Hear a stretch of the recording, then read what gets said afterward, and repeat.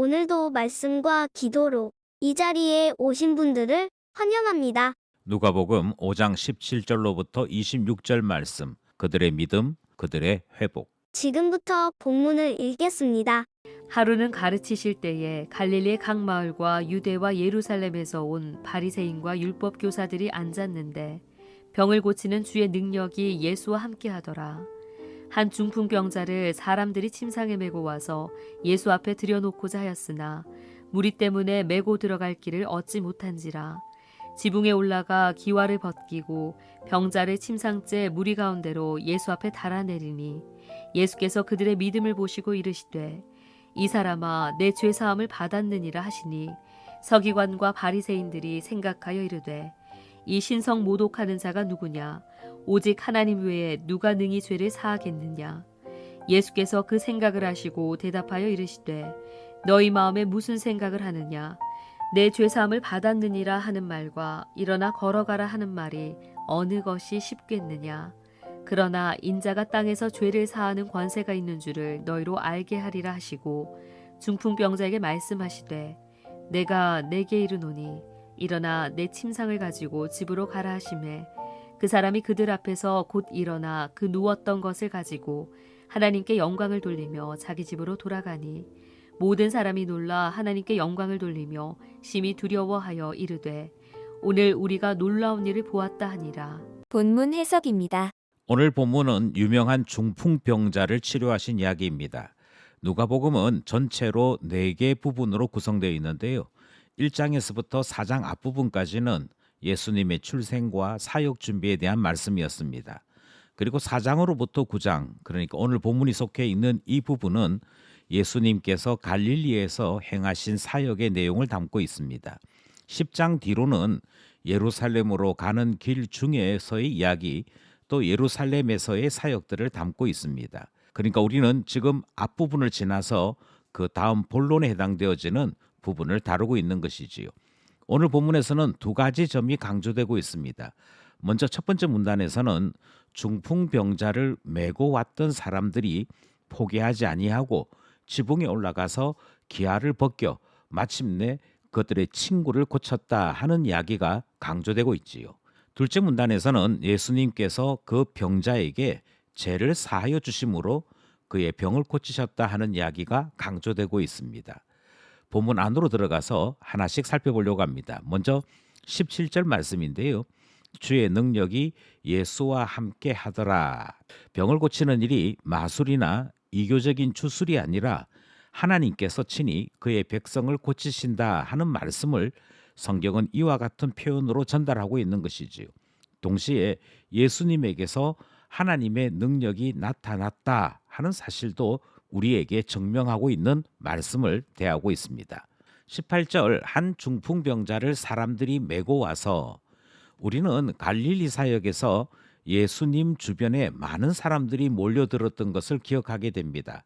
4장 중반 부분, 그러니까 2번째 단락이 시작될 때에도 사람들이 몰려왔고 그래서 예수님께서 배를 조금 육지에서 띄우라 그렇게 말씀하셨고 이후에 깊은 데로 가서 거물을 내려라 말씀하신 내용을 기억합니다. 5장에 우리 오늘 본문이 시작할 때에도 각 마을에서 사람들이 몰려왔는데 심지어 바리새인들과 율법 교사도 왔다 하는 말씀을 듣는 것이지요.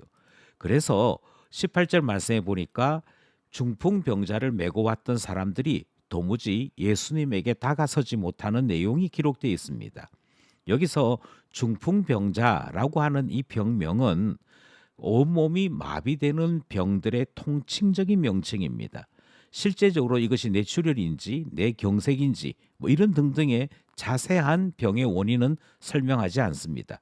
이것은 당시의 의료 수준이 그 정도였기에 가장 대표적인 병명으로 모든 병들을 통칭하게 되는 것인데 한 가지 중요한 점은 이런 병들은 사람으로서는 의술로서는 치료할 수 없는 병이었다 하는 것이지요.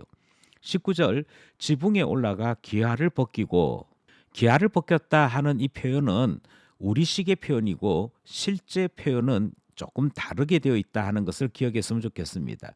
이 건물은 지중해식 건축물이었습니다.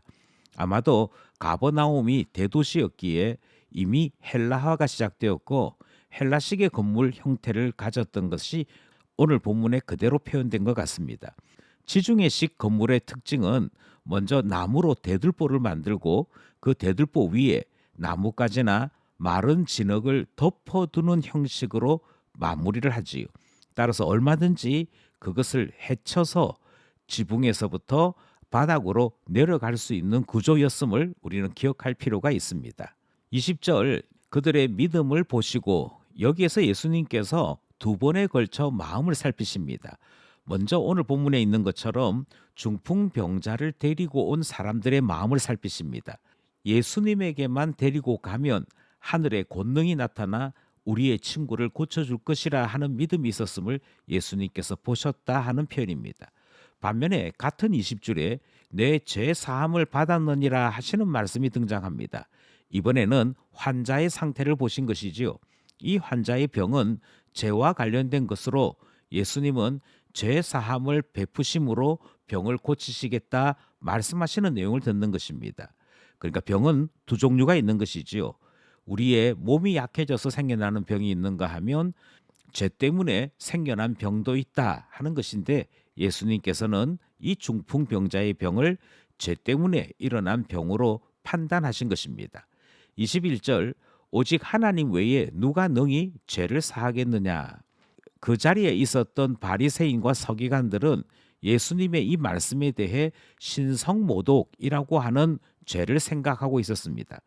왜 이들이 신성모독이라 그렇게 생각했는고 하니 죄 사함은 오직 제사장만이 제사를 드리고 난 이후에 선언함으로 가능하다라고 생각했기 때문이지요. 이것은 짐승에게 죄를 옮기는 일, 그러니까 죄책의 전의로 죄 문제를 해결하는 것 외에는 다른 해결책이 없다라고 믿었기 때문입니다. 하지만 이들의 생각을 조금 뒤집었다면 죄 사함으로 병이 고쳐졌을 때 병을 고치시는 분이 하나님이심을 믿는 그 생각대로 예수님이 메시아가 아닌가 생각해 볼 수 있었을 것입니다. 이런 생각들의 전향이 없이 그들은 오직 제사장을 통한 재선언만이 유일한 해결책이라고 믿었기에 예수님을 보지 못하는 어리석은 생각들을 했던 것이지요. 23절에 어느 것이 쉽겠느냐 하시는 예수님의 질문이 등장합니다. 예수님께서 세 번째로 마음을 보십니다. 거기에 있던 서기관과 바리새인들의 마음을 보셨는데요. 그 마음을 아시는 주님이 질문을 던지신 것입니다. 어느 것이 더 쉽겠느냐? 이 질문은 둘 중에 어느 것이 더 쉽느냐를 물어보시는 것이 아니고 그들이 쓸데없는 생각에 빠져서 판단할 수 없는 질문에 빠져 있음을 지적하는 것입니다. 그 정명으로 병을 고칠 것이냐 아니면 병을 고쳐서 자신이 신실한 존재인 것을 증명할 것이냐 하는 것은 같은 문제였습니다. 선지자들은 하나님의 말씀을 받았을 때 그 말씀을 증명해내므로 자기가 하나님의 말씀을 받은 존재인 것을 확인할 수 있었습니다. 24절 인자가 땅에서 죄를 사하는 권세가 있는 줄을 예수님을 아는 사람과 모르는 사람들 사이에 이 말씀은 각각 달리 해석되었습니다. 인자라는 말은 사람의 아들에게 이런 뜻을 가지고 있습니다. 이것을 그 당시에 있던 사람들은 모든 사람들에 대한 지칭으로 생각할 수 있었던 것이지요. 그래서 사람들도 땅에서 죄를 사하는 권세를 가질 수 있어 이런 이야기 정도로 들었다면 인자가 예수님에 대한 성경적 명칭임을 기억하는 사람들은 아 예수님은 땅에서 죄를 사하는 권세가 있는 분이구나 라고 해석하는 것이지요. 예수님을 아는 사람과 모르는 사람 사이에 각각 달리 이 말씀이 들렸더라 하는 내용을 확인하게 됩니다. 26절 오늘 우리가 놀라운 일을 보았다 하니라. 예수님께서 중풍병자를 고치셨습니다. 그리고 이것을 목격했던 수많은 사람들의 한결같은 반응은 오늘 우리가 놀라운 일을 보았다라고 하는 반응이었지요. 여기서 놀라운 일이란 예상하지 못했던 일이 있었다든지 믿을 수 없는 일이 벌어졌다 이런 식의 내용이 아닙니다. 예수께서 하나님의 권세로 이 일을 행하셨다 하는 고백을 담고 있는 것이지요. 예수 그리스도께서 죄 사함으로 병을 고치는 권세 있는 것을 보이신 오늘 본문 말씀 함께 나누었습니다. 말씀과 기도로 예수 그리스도에게 다가섬으로 하늘의 권능, 하늘의 권세를 맛보는 우리 모두 되기를 간절히 소원합니다.